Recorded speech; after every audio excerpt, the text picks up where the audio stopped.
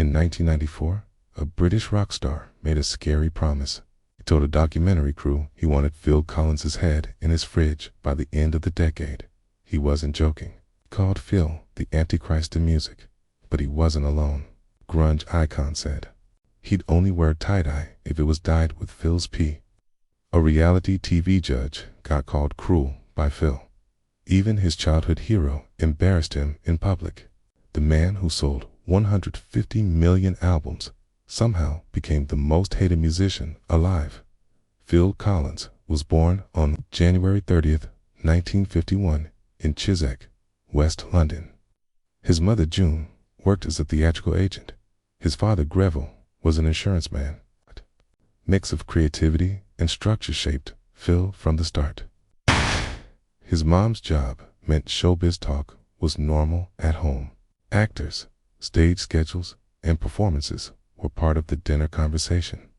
He grew up hearing how the business worked behind the scenes, how to handle agents, how to spot a good deal, how to manage a crowd.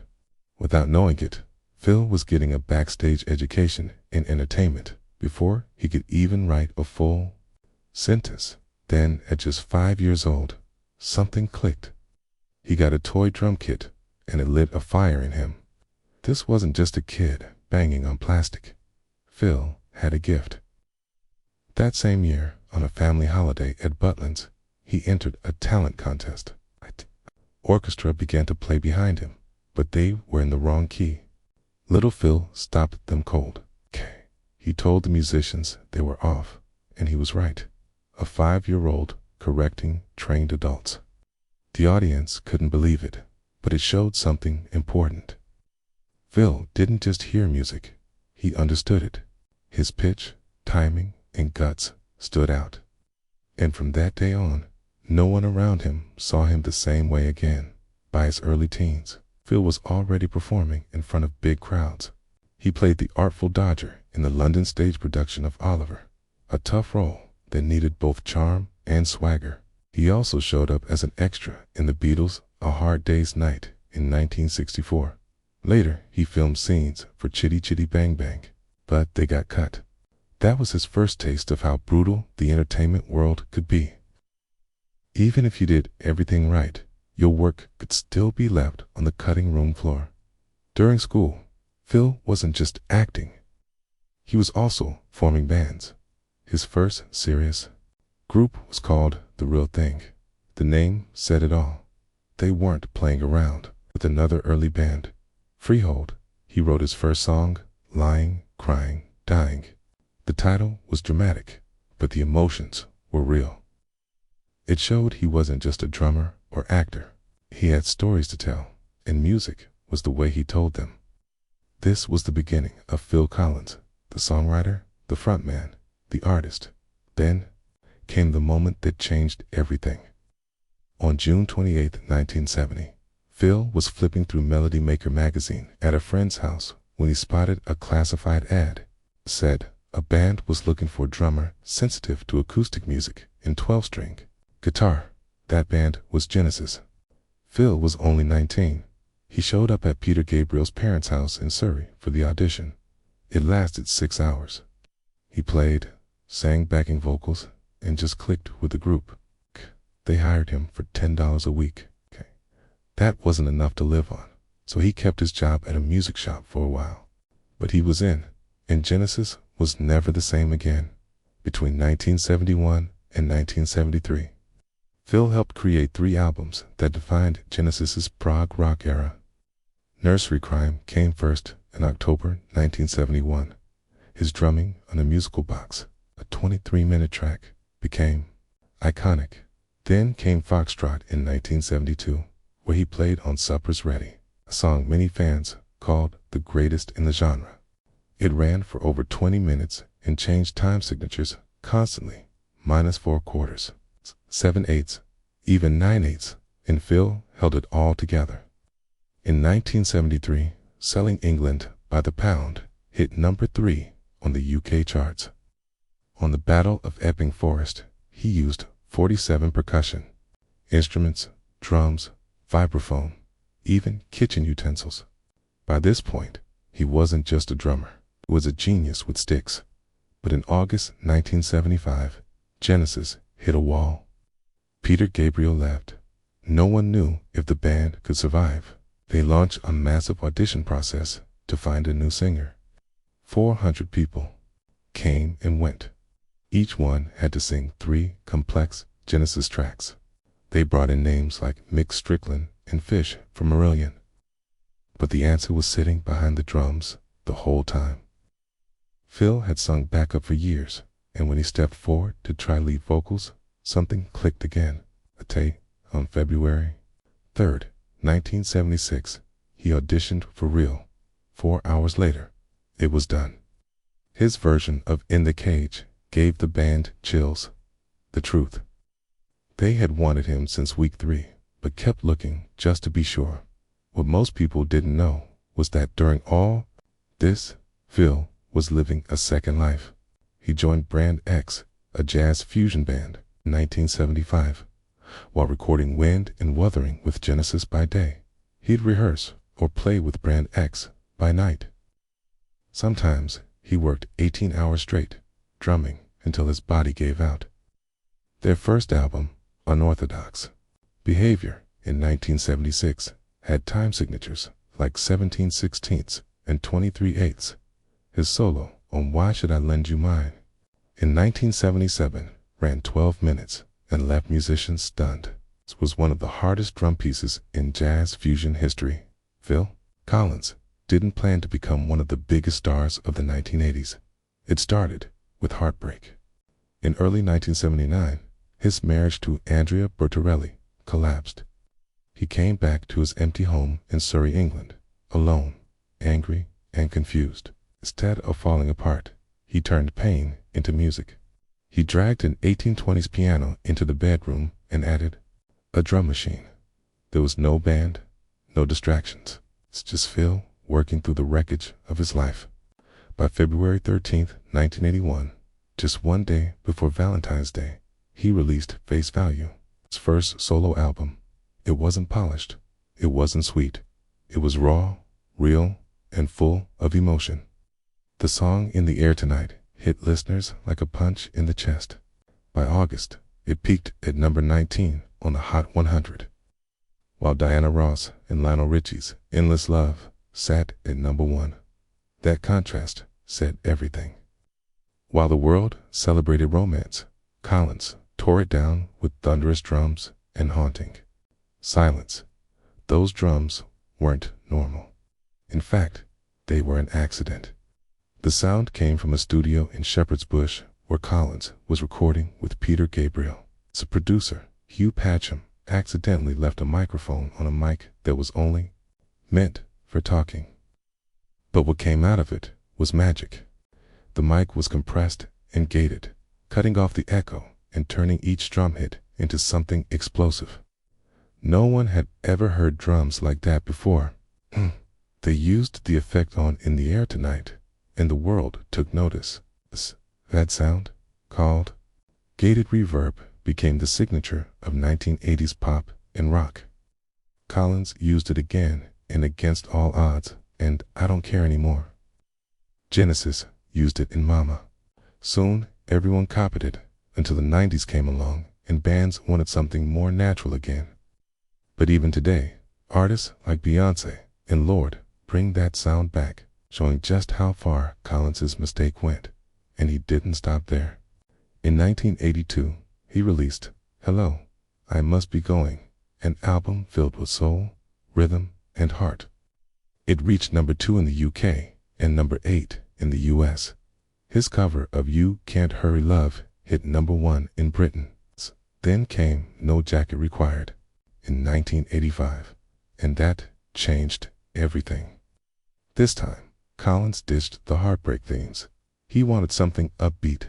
He brought in Sting and Peter Gabriel for backing vocals and leaned into dance tracks. The album topped charts for 5 weeks in the UK, and 7 weeks in the US. It sold over 12 million copies in America and won 3 Grammy Awards, including Album of the Year. That year alone, Collins had 3 number 1 hits in the US, more than anyone else in 1985. Between 1984 and 1990, he was unstoppable.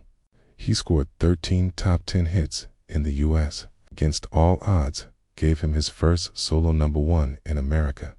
The song won him a Grammy, but the Oscars snubbed him. He flew to Los Angeles ready to perform, but they chose a dancer instead. Collins never forgot. He joked about it on stage for years. By 1977, with the release of And Then There Were Three, something had changed. Follow You, Follow Me broke into the UK Top 10 and US Top 40. It was catchy, it was soft, it was pop. For die-hard Genesis fans, it was a betrayal. These were the same people who'd memorized 10-minute songs about mythical beasts and dying kings. Now they were getting love songs, simple ones. That sting didn't go away.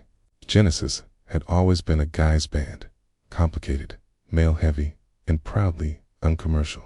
Under Collins, that changed.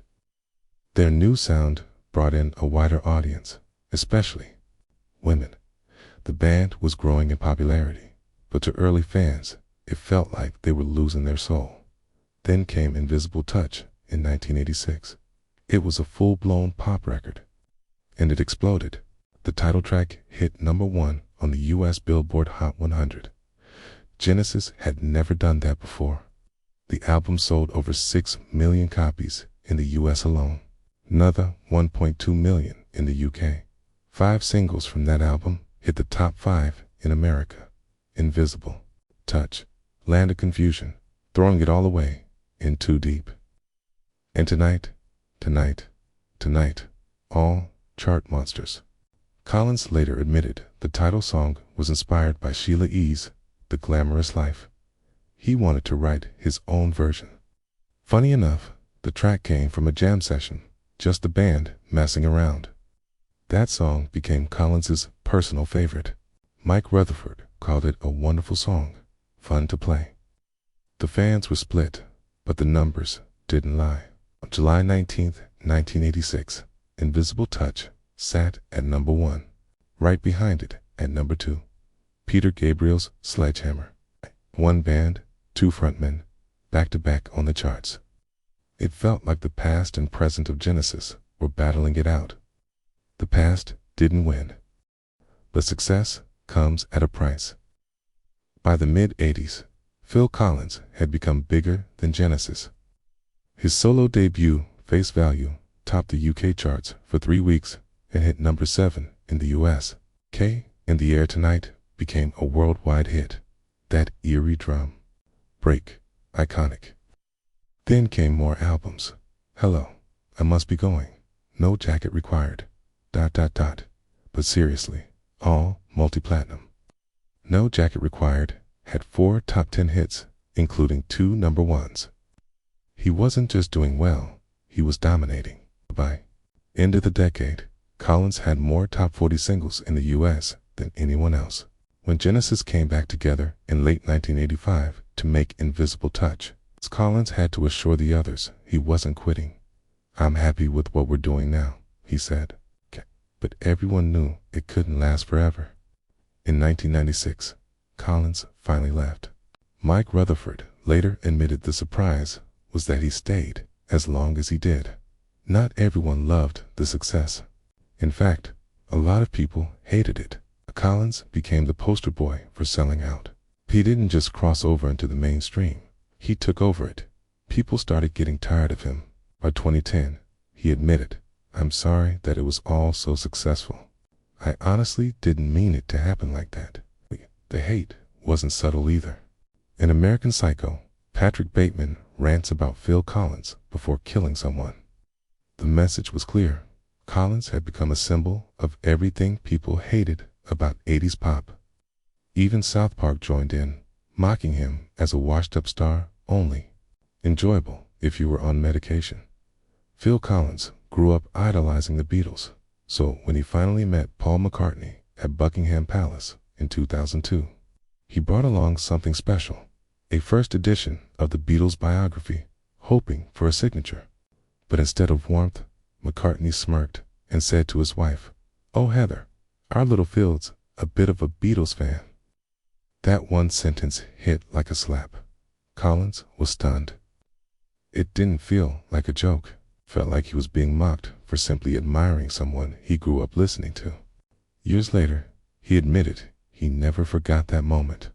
In his words, UF asterisk, asterisk, UF asterisk, asterisk, it festered. As Collins later said, McCartney had a superiority complex. When McCartney eventually reached out, it wasn't really an apology. Collins said it felt more like, let's move on.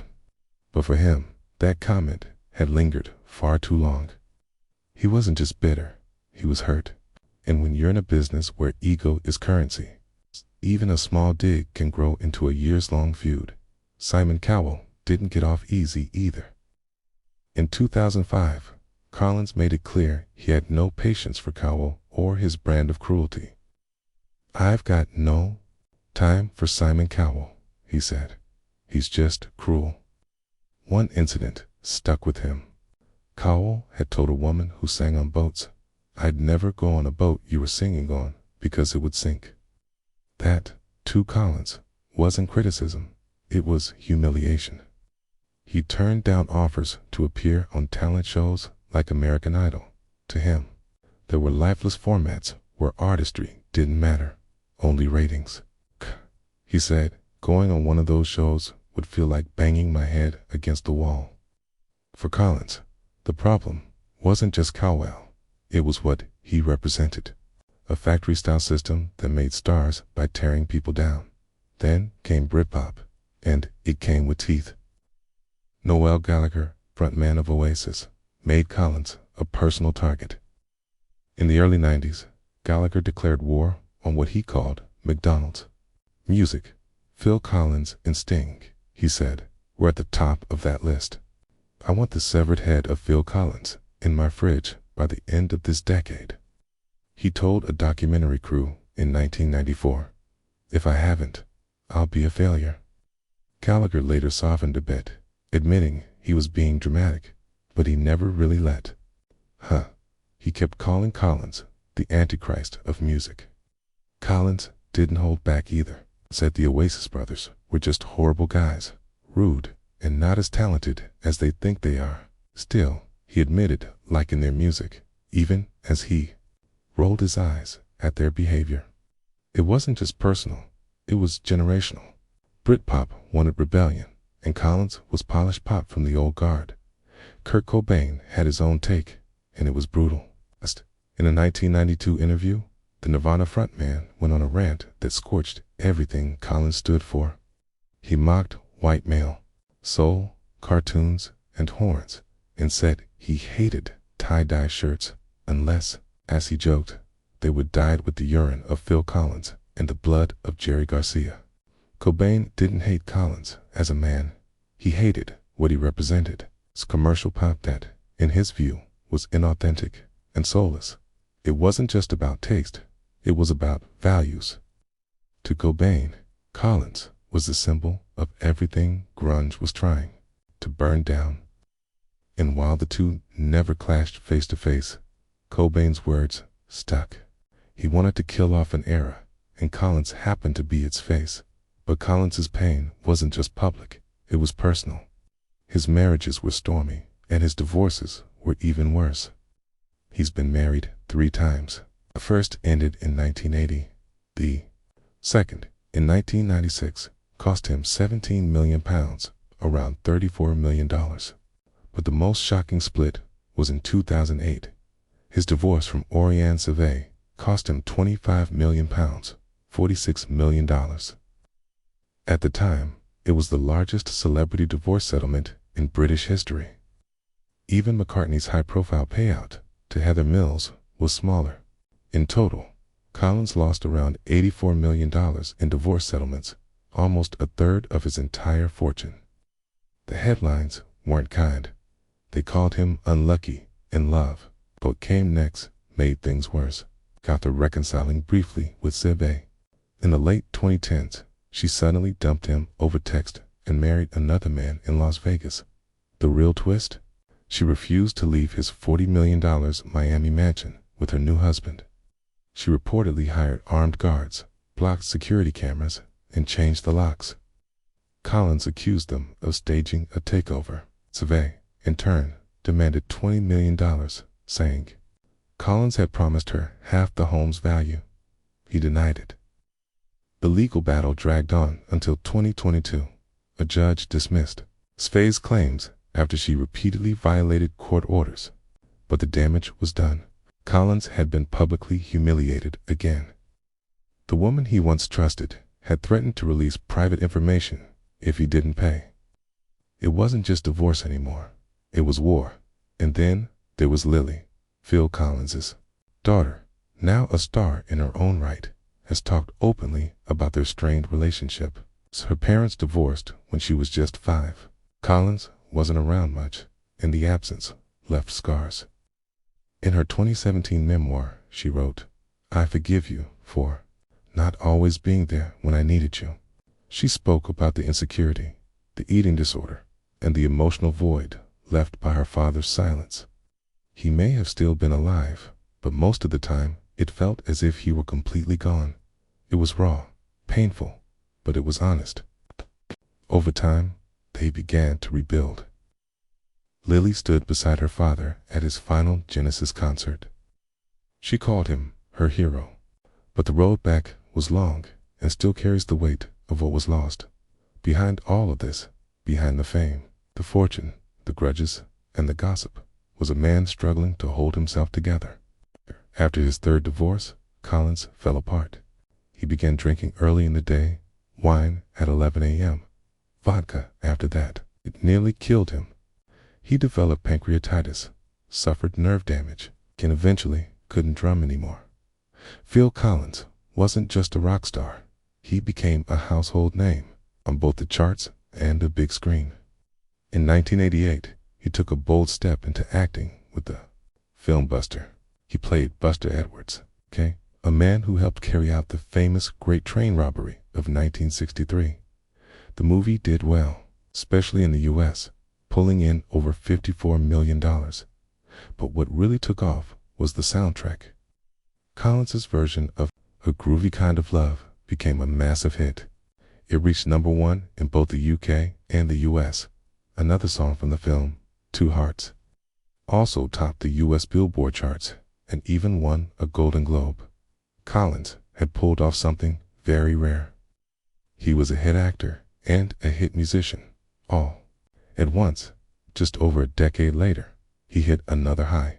In 1999, Collins worked with Disney on the animated film Tarzan. He wrote and performed You'll Be in My Heart, a soft, emotional ballad that became the heart of the movie. The song stayed at #1 on the adult contemporary chart for 19 weeks, 2000. It won him an Oscar for Best Original Song. What made it even more impressive was that he didn't just record it in English. Collins sang the song himself in French, German, Italian, and Spanish. That helped the Tarzan soundtrack become a global hit, selling over 2.5 million copies in the US alone. By now, he had pulled off something very few ever do, winning a Grammy, an Oscar, and a Golden Globe. But Collins didn't stop with leading roles or big awards. He loved surprising people. In 1985, he popped up in Miami Vice as a flashy con artist. Fans didn't expect to see a rock legend in a crime drama, but he nailed it. A few years later, he made a quick appearance in Spielberg's Hook as a police inspector. It was brief, but fun. And in 1993, he took a darker turn in And the Band Played On, a film about the AIDS crisis. He played the owner of a San Francisco bathhouse, a role that showed he wasn't afraid of serious or controversial subjects. These appearances proved that Collins wasn't just dabbling in acting. He was truly versatile, moving between comedy, drama, and everything in between. Even when he wasn't on camera, his music kept echoing through film and TV. In 2003, he wrote Look Through My Eyes and Welcome for Disney's Brother Bear. The soundtrack earned a Grammy nomination and sold over 500,000 copies in the U.S. He also showed up on The Simpsons, playing himself in one episode. And of course, his iconic song In the Air Tonight became even more famous thanks to that unforgettable gorilla drumming commercial for Cadbury in 2007. His songs kept popping up in shows, ads, and movies, proof that his sound never really left the spotlight. But behind the scenes, his body was breaking down. He'd been drumming since age 5. Decades of leaning forward behind a drum kit eventually crushed his spinal cord. In 2007, during a Genesis tour, he dislocated a vertebra in his neck. That was the beginning of serious nerve damage. He couldn't even hold drumsticks properly anymore. At one point, he had to tape them to his hands just to play. By his late 60s, he had no choice but to stop drumming entirely. For someone whose identity was built around rhythm, that loss was devastating. Still, he didn't quit. He had major surgery in 2009 and again in 2016, but things didn't improve much. He developed drop foot, a condition that made walking difficult. He had to use a cane. In 2019, he even fell backwards off a chair during a concert. Yet, he kept going. He adapted. He began performing seated. Fans were stunned to see him like that, so different from the energetic man they remembered. His voice was still there, and so was his passion. In 2020, Genesis reunited again. It had been 13 years since their last tour. This time, it was called The Last Domino, and it ran through Europe and North America. There were 47 shows from late 2021 to early 2022. His son, Nick, took over the drums while Phil focused on vocals. It was their final tour. Phil announced he was done.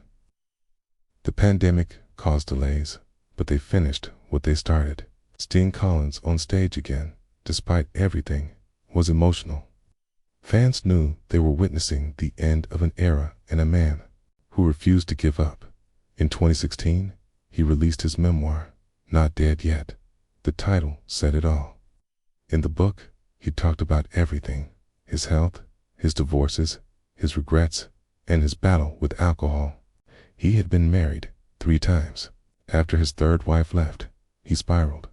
He drank heavily. He felt like he'd lost everything: his music, his family, and his purpose. The book didn't hide any of it. He was brutally honest about hitting rock bottom, but he also made it clear that he wasn't finished.